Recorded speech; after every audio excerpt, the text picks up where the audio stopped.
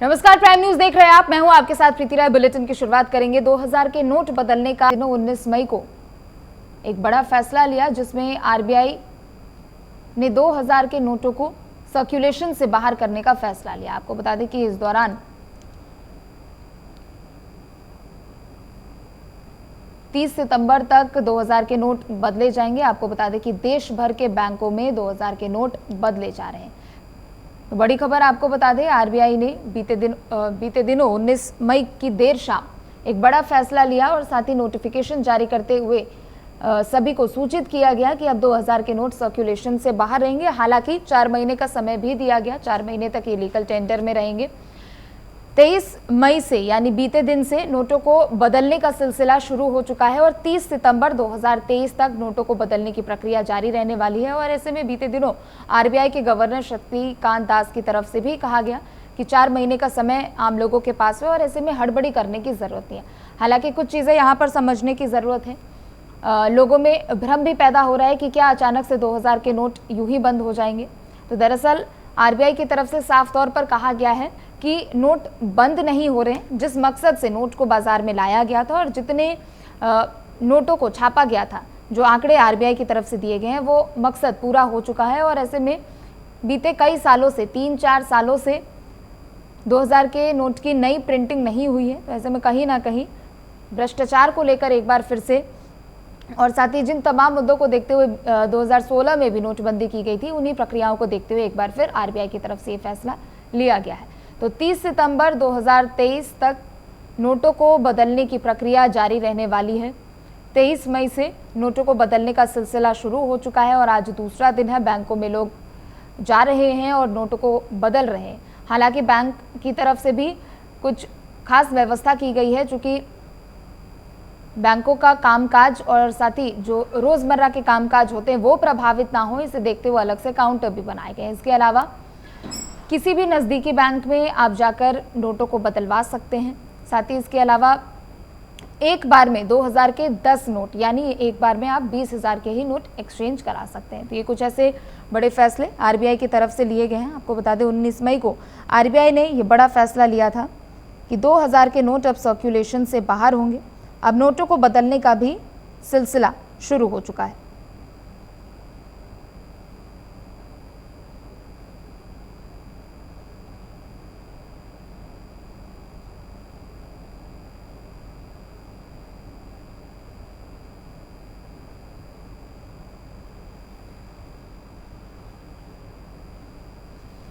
बड़ी खबर आपको बता दें, 2000 के नोट को बदलने का सिलसिला जारी हो चुका है। 23 मई से नोटों को बदलने की प्रक्रिया शुरू हो चुकी है, जो कि 30 सितंबर 2023 तक जारी रहने वाली है। इस दौरान लोग अपने नज़दीकी बैंकों में जाकर नोट एक्सचेंज कर सकते हैं।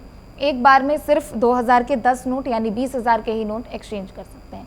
आपको बता दें कि बीते दिनों आरबीआई की तरफ से 19 मई की देर शाम ये बड़ा फैसला लिया गया, जिसमें ये लोगों को सूचित किया गया कि अब 2000 के नोट सर्कुलेशन से बाहर होंगे। हालांकि यहाँ पर समझने की ज़रूरत है कि ये लीगल टेंडर में ज़रूर रहेंगे।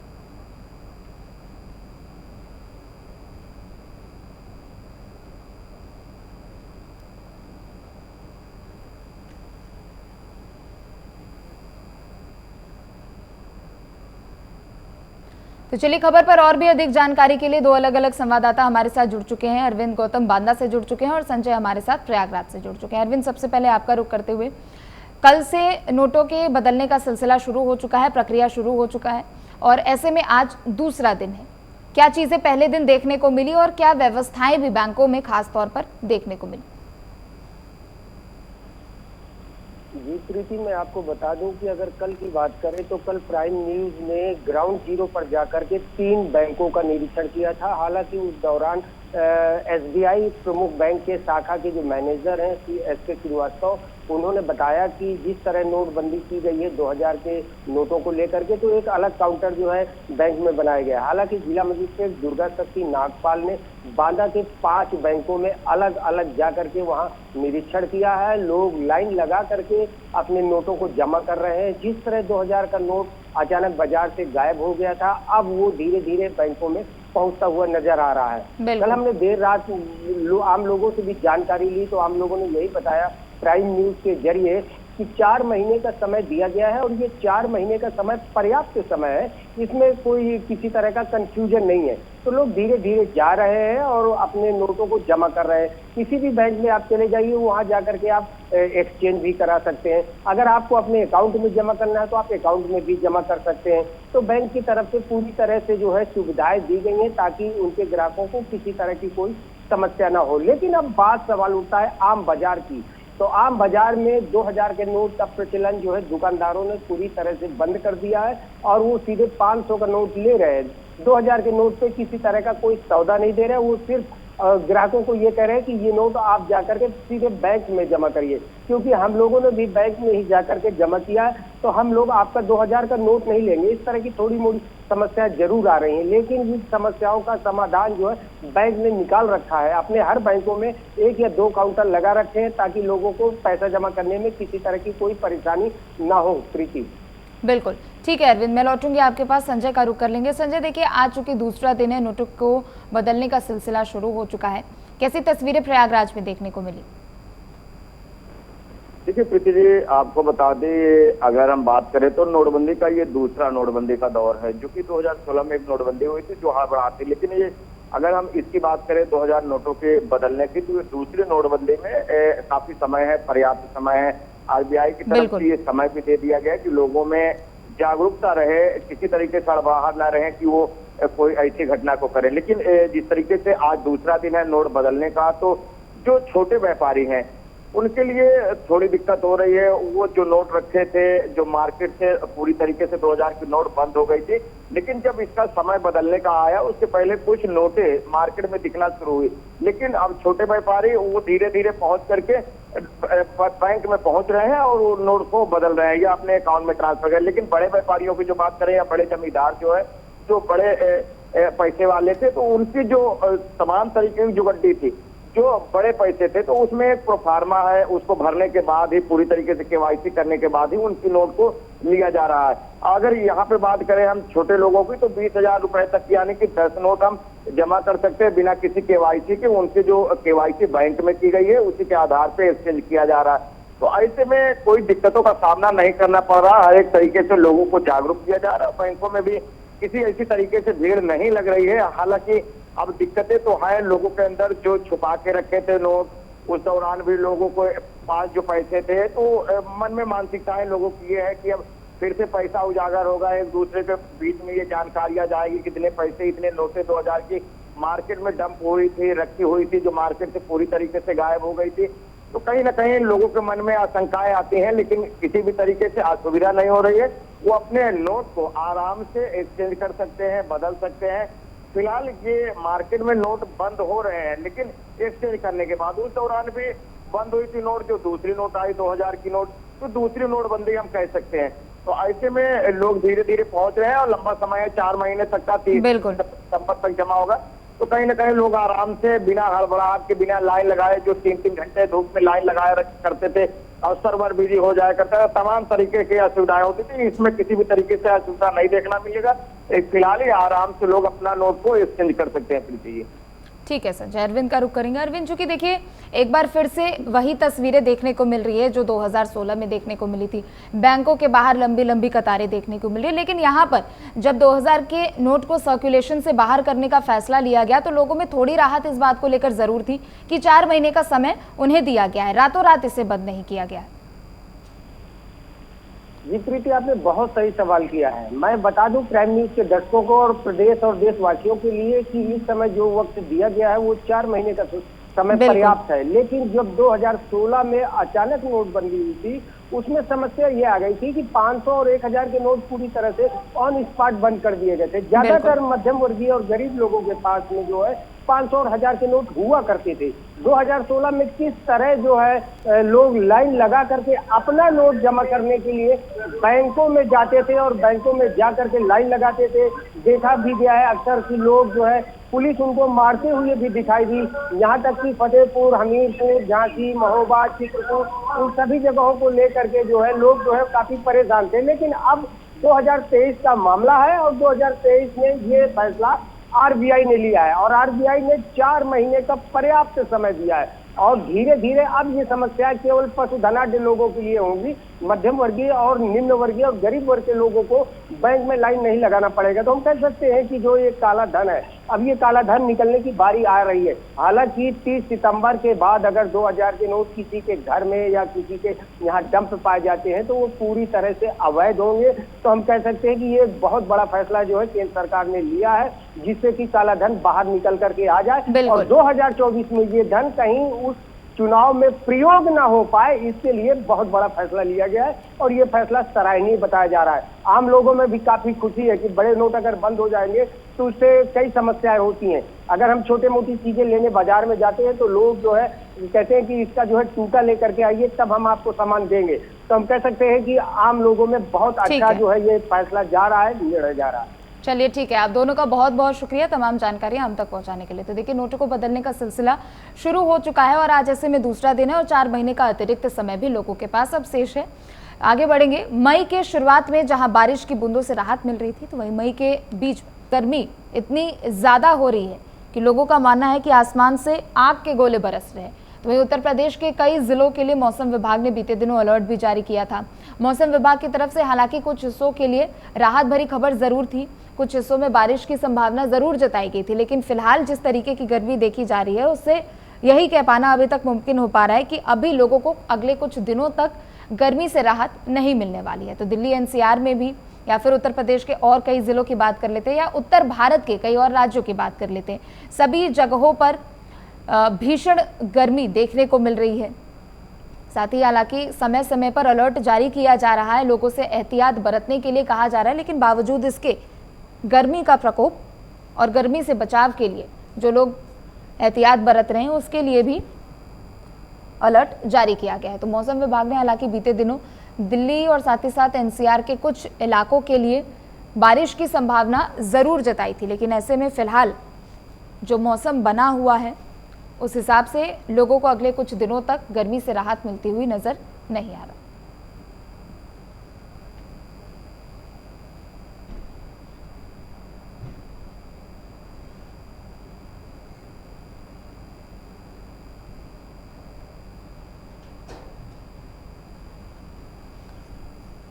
तो गर्मी की चपेट में इस वक्त पूरा उत्तर भारत है।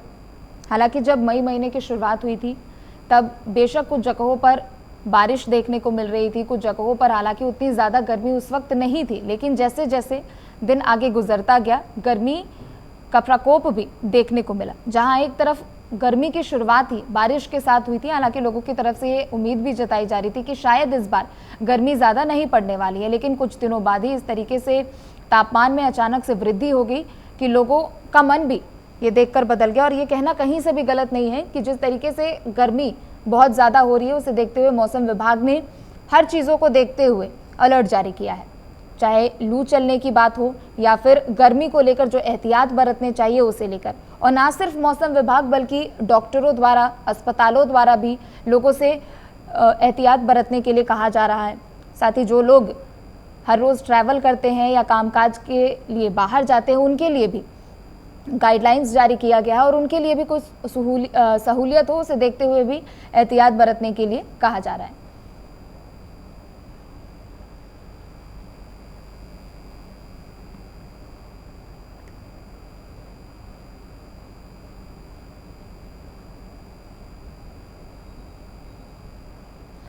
तो चाहे दिल्ली एनसीआर हो, उत्तर प्रदेश हो या फिर पूरा उत्तर भारत, गर्मी का टॉर्चर इस वक्त देखने को मिल रहा है। कई जिलों में और कई जगहों पर 45 डिग्री के ऊपर तापमान पहुंच चुका है और मौसम विभाग ने इसे देखते हुए अलर्ट भी जारी किया है। आपको बता दें कि बीते दिनों मौसम विभाग की तरफ से दिल्ली वासियों के लिए हालांकि राहत भरी खबर बताई गई थी और अनुमान जताया गया था कि दिल्ली में अगले कुछ दिनों तक बारिश हो सकती है और इसके कारण आसपास के जिलों में भी मौसम थोड़ा बहुत सुहाना हो सकता है। तो चलिए, खबर पर और भी अधिक जानकारी के लिए हमारे साथ 2 संवाददाता जुड़ चुके हैं। आलोक हमारे साथ सहारनपुर से जुड़ चुके हैं और साथ ही शिव हमारे साथ लखनऊ से जुड़ चुके हैं। आलोक, सबसे पहले आपका रुख करते हुए, चूंकि देखिए उत्तर प्रदेश के कई जिलों में गर्मी को लेकर अलर्ट जारी किया गया है, मौसम विभाग समय समय पर लोगों को अलर्ट जारी कर उनसे सतर्क रहने के लिए भी कहा जा रहा है और साथ ही साथ अगर लोग बाहर ट्रैवल करते हैं तो उसे देखते हुए एहतियात भी बरतने के लिए कहा जा रहा है। बिल्कुल प्रीति, मैं आपको बताना चाहूंगा कि पिछले 4 दिनों से लगातार तापमान बढ़ता जा रहा था और 45 से ऊपर तापमान के बाद सहारनपुर, पूरे सहारनपुर मंडल, सहारनपुर जिले से सहारनपुर मंडल में मौसम बहुत खुशनुमा हो गया। लेकिन बीती देर शाम जो आंधी चली है, जबरदस्त आंधी के बीच में तमाम पेड़ गिर गए हैं, बिजली आपूर्ति जो है वो बिल्कुल ध्वस्त हो गई है, पेड़ जो है चारों पर गिर गए, जिसकी वजह से पूरे सहारनपुर में इस समय बिजली गायब है और बड़े बड़े पेड़ जो थे वो अपने जड़ों से गिर गए हैं। मौसम हालांकि उसके बाद खुशनुमा हुआ है, लेकिन सहारनपुर एक आम पट्टी के रूप में जानी जाती है, मैंगो बेल्ट के रूप में सहारनपुर को जाना जाता है और आम उत्पादकों के चेहरे पूरी तरीके से मुरझाए हुए हैं। जिस तरीके से देर शाम आंधी चली और उसके बाद रात में ओलावृष्टि हुई है, उस ओलावृष्टि से जितना आम था वो भी काफी हद तक नीचे गिर गया है। हालत ये है कि जो आम उत्पादक है, किसान हैं, उनके चेहरे पूरी तरीके से मुरझाए हुए हैं। जहां एक तरफ इस मौसम से भारी गर्मी से राहत मिली है, तो वहीं ये जो बरसात और आंधी और ओलावृष्टि है, ये लोगों पर, किसानों पर कहर बन के भी टूटी है। जी प्रीति। ठीक है आलोक, आप बने रहे, मैं लौटूंगी आपके पास। शिव कृपाल का रुख करेंगे। शिव, देखिए दिल्ली एनसीआर में तो बहुत ज्यादा गर्मी हो रही है, राजधानी लखनऊ की बात करें तो वहां कैसी तस्वीरें देखने को मिल रही है? देखिए, जो इस समय गर्मी पड़ रही है, इस प्रचंड गर्मी के आगोश में न केवल गाजियाबाद दिल्ली है बल्कि पूरा उत्तर प्रदेश था। बिल्कुल। लेकिन पिछले 2 दिनों से जो ये गर्मी हो रही थी, तप रहा था इंसान, आज जब देखा जा रहा है कि लखनऊ की जो अगर स्थिति हम बताएं आपको, तो सुबह से सुहाना मौसम है, आंधी तेज चल रही है, हवा तेज चल रही है। मैं जहां अभी खड़ा हूं आपको मैं बता दूं कि यहाँ कहीं आपको देखिए धूप नहीं दिख रहा है। सुबह से लखनऊ में न धूप है, केवल तेज आंधी है और हल्की बूंदाबांदी है। तो कुल मिलाकर लखनऊ और लखनऊ के पूरब अगर देखें तो कल की अगर हम बात करें, कुशीनगर में इतनी तेज आंधी या ओलावृष्टि और बारिश हुई है कि वहाँ एक आध घर भी गिर गए हैं। तो अपने आप में मतलब अगर पूर्वांचल की देखें तो गोरखपुर में सबसे कम जो न्यूनतम तापमान देखा गया है वो 16 डिग्री सेल्सियस देखा गया है, 16 से 19 डिग्री, जबकि ऐसा लखनऊ में नहीं था, लखनऊ में कुछ ज्यादा था। लेकिन पिछले 2 दिनों से पूर्वांचल से अगर लखनऊ तक आए तो कहीं ना कहीं मौसम की तपिश में थोड़ी कमी है। लेकिन यह बात सही है कि तेज हवाओं और आंधी के वजह से, ओलावृष्टि की वजह से जो फसली किसान है, जो खासकर जो मौसमी आधारित फसल पे जो किसान डिपेंड हैं, उनके लिए कहीं न कहीं एक कोहराम भी है और एक कहर बन के भी बरसेगा। क्योंकि यहाँ भी अगर हम देखें तो दशहरी आम के लिए लखनऊ मशहूर है और माल वलियाबाद में इसके पूरे बागवानी है और यहीं से तमाम जगहों पे सप्लाई होता है। तो उन लोगों के भी कहीं न कहीं कलेजे पे पत्थर रख के ये इसको देख रहे हैं, इस आदि को। तो एक तरफ जहाँ तपिश से राहत है, वहीं दूसरी तरफ कुछ समस्याओं को भी लेकर ये आंधी पानी और तूफान आएगा। जी बिल्कुल। और साथ ही शिव, यहाँ पर ये भी जानकारी दीजिए, चूंकि देखिए गर्मी इस वक्त प्रचंड है और गर्मी का टॉर्चर सब झेल रहे हैं, ऐसे में अगर हम प्रशासनिक तौर पर कहें या फिर हम अस्पतालों की बात करते हैं, क्या तैयारियां अस्पतालों में की गई है? चूंकि बीते दिनों जब गर्मी शुरू ही होने वाली थी तो उससे ठीक पहले प्रधानमंत्री नरेंद्र मोदी ने एक हाई लेवल मीटिंग बुलाई थी, एक बैठक की थी, जिसमें उन्होंने पहले से ही सभी राज्यों के स्वास्थ्य मंत्रियों को ये निर्देश दे दिया था कि गर्मी इस बार बहुत प्रचंड पड़ने वाली है, तो उसे देखते हुए पहले ही एहतियात बरत ली जाए। तो व्यवस्था की बात करें तो ऐसी कोई अतिरिक्त व्यवस्था इस गर्मी को देखते हुए किसी भी अस्पताल में उत्तर प्रदेश के नहीं देखने को मिला है। उन सारी व्यवस्थाओं के अंतर्गत ही सारे मरीज और सारे तीमारदार और सारे चिकित्सक काम कर रहे हैं, जो पहले से व्यवस्था यहाँ पे थी।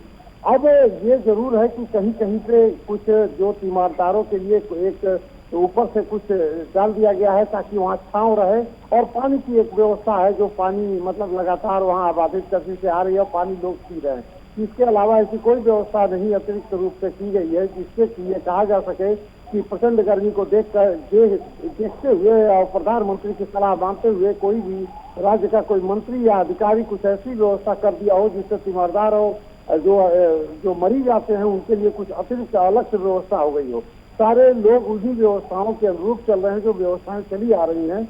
हाँ, ये जरूर है कि एक तरफ से अगर देखा जाए तो जो बिजली मंत्री हैं AK शर्मा ने सख्त निर्देश दिया है और यहाँ तक कि उत्तर प्रदेश सरकार ने एक मुआवजे की भी गारंटी दे दी है कि अगर बिजली बिल्कुल। नहीं आती है या बिजली में कमी आती है या आपकी शिकायत पूरी तरह से नहीं सुनी जाती है तो आप मुआवजे के हकदार होंगे। लेकिन इसके बावजूद अगर देखें तो लगातार इन आंधी पानी तूफानों के वजह से बिजली लगातार कटती रही है, लगातार बाधित होती रही है और 7-7 घंटे बिजली नहीं आ रही है। तो अब ऐसे में देखा जाएगा कि जो ये बातें हो रही हैं, जो निर्देश जारी हो रहे हैं, जो आदेश हो रहे हैं, इसका कैसे क्रियान्वयन होगा, इसको कैसे पूरा किया जाएगा, ये तो खैर आने वाले समय में पता चलेगा कि कितना मुआवजा किसको किस तरह से मिला। बिल्कुल।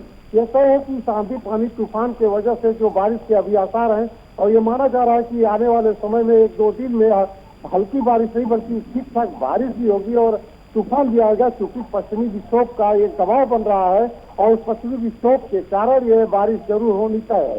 तो अब देखना यह है कि इसको निपटने के लिए प्रशासन ने किस तरह की व्यवस्था की है, ये तो अब बारिश के बाद ही पता चलेगा कि क्या हालात हैं और किस तरह के उन्होंने व्यवस्था कर रखी है। जी ठीक है शिव। आलोक का रुख करेंगे। आलोक, चूंकि देखिए आपने शिवकृपाल को भी सुना, उन्होंने कहा कि राजधानी लखनऊ में ऐसी कोई विशेष व्यवस्था नहीं की गई है गर्मी को देखते हुए।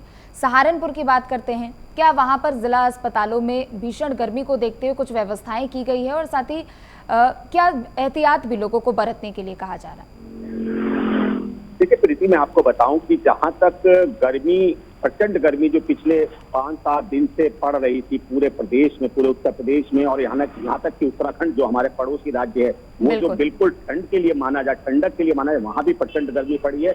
और इसको लेकर जहां तक प्रशासनिक व्यवस्थाओं की बात है, हॉस्पिटल्स की बात है, तो ऐसे कोई दिशा निर्देश अभी तक कोई ऐसे जारी करने की कोई गाइडलाइन अभी जानकारी में नहीं हुई है, ना ही ऐसी कोई एडवाइजरी डिस्ट्रिक्ट मजिस्ट्रेट स्तर पर की गई है। लेकिन होता क्या है कि जब गर्मी बढ़ती है तो खास तौर से डिहाइड्रेशन, जो डिहाइड्रेशन के मरीज हैं वो बहुत ज्यादा बढ़ जाते हैं। ऐसी स्थिति में जितने भी जिला चिकित्सालय, जितने भी CSC PAC है, उनको एक्टिव रहना पड़ेगा। कि हालांकि मौसम ने करवट बदली है, मौसम ने करवट बदली है और फोरकास्ट भी हुआ है कि आगे 5 दिन तक तेज आंधी और तेज बरसात होगी, ओलावृष्टि होगी। इसकी शुरुआत भी हो गई है। कल देर शाम से जिस तरीके से आंधी चली है और जिस तरीके से ओलावृष्टि हुई है उससे बहुत ज्यादा नुकसान भी हुआ है। लेकिन अब आने वाला समय 4-5 दिन के बाद कैसा रहता है, मौसम कितने दिन खुश मिजाज रहता है और उसके बाद क्या होता है ये तो देखना होगा। लेकिन अभी 5 दिन तक ये राहत भरी खबर है, ये फोरकास्ट भी है कि तेज आंधी के साथ ओलावृष्टि और बारिश होने की भी संभावनाएं जताई गई है। जी प्रीति। चलिए ठीक है, आप दोनों का बहुत बहुत शुक्रिया तमाम जानकारियां हम तक पहुंचाने के लिए। तो चलिए फिलहाल इस बुलेटिन में सिर्फ इतना ही। आप देखते रहे प्राइम न्यूज़।